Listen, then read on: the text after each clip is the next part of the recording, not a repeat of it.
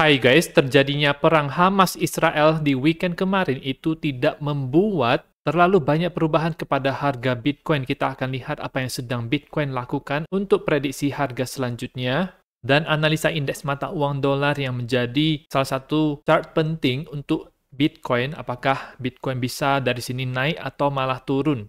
Kita akan lihat analisa orang lain juga mengenai indeks mata uang dolar dan Bitcoin dan ada beberapa berita lainnya. Dan eksklusif di traktir.id di mana teman-teman bisa membaca analisa saya mengenai situasi perang Hamas Israel dan Bitcoin sekarang dibandingkan dengan perang Rusia-Ukraina tahun lalu, apa dampaknya kepada harga Bitcoin. Teman-teman bisa membaca tulisan saya dan analisa saya tersebut. Di sana saya menjelaskan soal chart perbandingan ini. Teman-teman bisa klik link tersebut yang ada di deskripsi. Nah, sekarang kita akan mulai dulu dengan Bitcoin di time frame daily-nya, di mana harga Bitcoin ini itu berhasil bertahan di atas 21 week EMA-nya, yaitu yang garis warna hijau ini ya teman-teman, di mana ini merupakan batas bawah daripada bull market support band, dan sekarang itu dia sekarang berada di resistance di sini, berusaha untuk melakukan breakout di atas daripada 20 week SMA.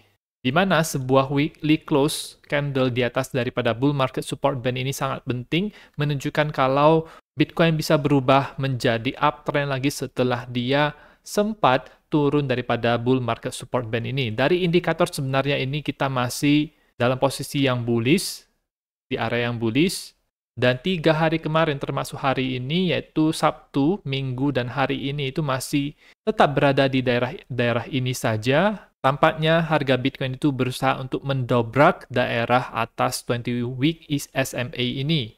Kita akan pantau terus mengenai bull market support band ini. Di sisi lain kita bisa melihat kalau tampaknya Bitcoin sedang membuat pola triangle di time frame 4 jamnya. Jadi ini kelihatan ya jelas melakukan pola seperti ini. Jadi masih bisa ada naik turun dulu di triangle ini dan kita akan lihat apakah dia akan breakout ke atas atau ke bawah. Breakout ke atas akan membuat harga Bitcoin itu naik ke daerah kotak warna merah ini. Di sini itu ada supply zone ya teman-teman. Jadi di sini itu bisa ada potensi pembalikan arah. Lagi pula kenaikan harga Bitcoin ini itu tidak terlalu impulsif, jadi naik turun seperti ini. Nah, bisa saja ini juga merupakan awal mula daripada 5 wave pertama yang harus dia buat. Jadi ini ada 1, 2, 3, 4, 5, kemudian sudah selesai dan harus diikuti dengan pola korektif misalnya seperti ABC seperti di sini, maka itu adalah pola yang bullish setelah semua pergerakan ini sudah selesai. Tapi kalau misalnya ketika dia sudah naik ini ternyata ada pergerakan yang cukup impulsif seperti 5 ke bawah, maka itu akan menunjukkan kalau Bitcoin itu bisa ke low yang lebih rendahnya, yaitu ke harga retest lagi di 25.300 dan bahkan ke bawah daripada itu. Jadi itu adalah hal yang perlu kita waspadai karena masih berpotensi untuk melakukan penurunan lebih bawah daripada 25.300 support yang selama ini menopang harga Bitcoin. Dari weekly close untuk Bitcoin sendiri, ini kita perlu waspada karena ini ada candle yang indecisive, tidak jelas arahnya itu ke atas atau ke bawah, jadi bisa ada potensi berbalik arah juga, tetapi kita belum tahu ya teman-teman. Dimana kalau kita lihat di MACD-nya itu, di weekly-nya, tampaknya ini kalau misalnya baik ke minggu ke depannya, kita bisa melihat adanya bullish crossover ke atas.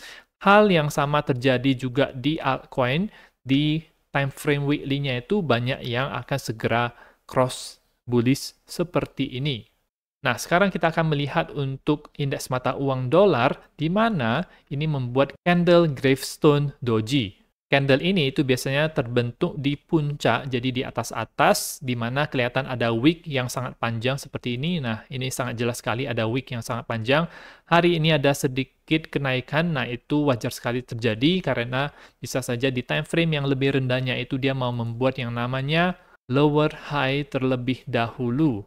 Jadi mungkin dia akan berusaha untuk naik lagi ya teman-teman. Jadi ini yang harus kita waspada karena bisa memberikan efek kepada harga Bitcoin untuk turun lagi. Nah, ternyata gagal untuk melakukan higher high sehingga membuat lower high. Inilah yang menjadi semacam konfirmasi kalau kita itu bisa berbalik arah dari sini karena gagal membuat pergerakan harga yang lebih tinggi dibandingkan dengan tinggi yang sebelumnya. Dari sininya juga, dari RSI, ada bearish divergence yang sangat jelas sekali di sini, dan di sininya juga terjadi bearish crossover di MACD-nya ya teman-teman. Ini adalah hal yang bearish untuk di XY sebenarnya. Analisa orang lain mengenai USD tampaknya setelah konflik Hamas Israel yang terjadi di weekend kemarin itu, tampaknya USD itu bisa naik sebagai salah satu efek daripada perang tersebut. Dan seperti yang dia sebutkan, harus close di bawah 105,7. Ini saya sudah buatkan garisnya. Harus breakdown daripada 105,7, yaitu yang ada di garis biru yang tebal ini, untuk bisa benar-benar turun ke bawah. Dan di USD-nya itu ada hidden bullish divergence di daily-nya. Jadi kalau kita lihat stochastic RSI itu ada hidden bullish divergence, tampaknya ini bisa naik dulu. Tetapi weekly chart-nya itu ada hidden bearish divergence ya. Sehingga yang time frame besarnya itu menunjukkan kalau tren besarnya itu akan menurun. Ada sinyal-sinyal yang bercampur, jadi ada yang bullish, ada yang bearish untuk DXY. Namun tampaknya dia lebih menitik beratkan kepada bearish karena di time frame weekly-nya yang lebih besar itu lebih bearish. Kita lihat ini, dia menaruh garis di sini, garis supportnya itu adalah garis support yang penting. Kalau misalnya breakdown dari situ, nah itu tanda awalnya. Bearish MACD cross on daily, seperti yang tadi saya tunjukkan, dan hidden bullish divergence ini tampaknya masih bisa naik dulu ya teman-teman untuk jangka pendek. Dan analisa jangka panjang untuk harga Bitcoin ini dari TechDev, di mana tampaknya harga Bitcoin itu berkorelasi positif dengan Chinese Credit Impulse dibagi indeks mata uang dolar dikali dengan Japan's balance sheet. Ini adalah jumlah aset yang ada di Jepang. Nah, posisi kita sekarang itu ada di lingkaran hijau yang ada di sini, dan seandainya bisa bertahan di atas daripada garis kuning ini, maka kita bisa mulai naik ke atas ya teman-teman. Ini untuk analisa jangka panjangnya, jadi tidak bisa memprediksi jangka pendeknya. Ini juga yang membuat saya bullish untuk di tahun ini dan tahun depan ya teman-teman. Ada beberapa berita yang saya mau sampaikan, seperti ini adalah Costco itu menjual Bitcoin dan mereka menjualnya dalam hitungan jam ya teman-teman. Orang-orang bisa membeli Bitcoin dengan Costco Cash Card. Costco itu jadi semacam Ramayana atau Carrefour yang ada di Amerika. Ini semakin menambah adopsi massal terhadap Bitcoin dan cryptocurrency. Berita buruk menimpa platform garap airdrop Galaxy, di mana ini ada masalah DNS mereka, jadi kena hack, dan sampai sejauh ini ada $150.000 yang kena hack. Untuk sementara ini, lebih baik tidak menggunakan platform Galaxy terlebih dahulu sampai sudah normal, meskipun dari pihak Galaxy sendiri, mereka sudah mengambil alih platform ini kembali di tangan mereka ya teman-teman. Dan ada hack yang lebih besar lagi, itu dari copycat-nya Friendtech, yaitu Stars Arena.